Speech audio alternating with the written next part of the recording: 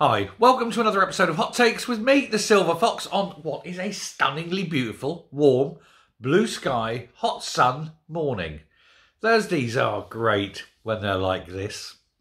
Now, yesterday I did a video about Joe Biden gaslighting his resignation from president and not running again. He wasn't going to back out. He was never going to back out. The only reason he'd back out is if a doctor told him to. That was the gaslighting.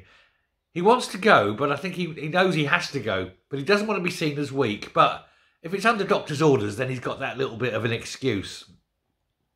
So that was yesterday. Today it's been announced that Joe Biden has got COVID. He caught it when he was in Las Vegas. Yeah, convenient, isn't it?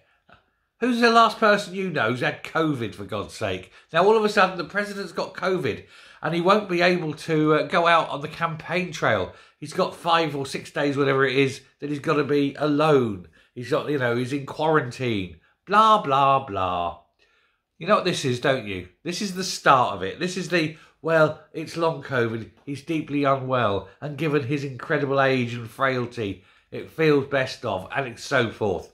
This, ladies and gentlemen, is the beginning of the end of Joe Biden, I predict.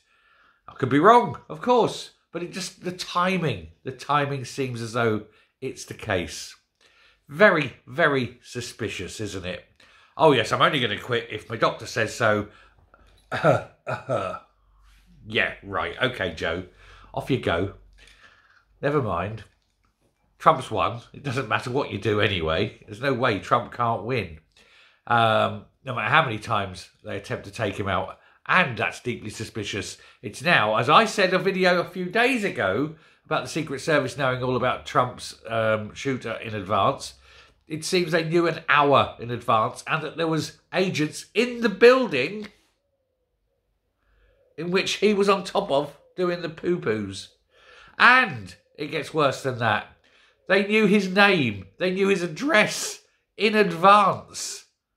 They knew all about him. The Secret Service is run by a woman. First time ever that it's been run by a woman. A woman personally picked by Jill Biden. Are we seeing a pattern emerging? This woman was tasked with turning the Secret Service into 30% women. We saw those women standing in front of Trump as they were trying to bundle him in the car. Short, fat, unfit women. Excuse me, but if I'm the President of the United States, I don't want a short woman defending me. I want a 6'6" man defending me. I don't want my head sticking out above a 5'3" woman when there's someone out there with a rifle. I want a big man in the way. And it's that thing, hiring by metrics that don't matter to the job. Oh, but she's a lady is not the metric you should be measuring by.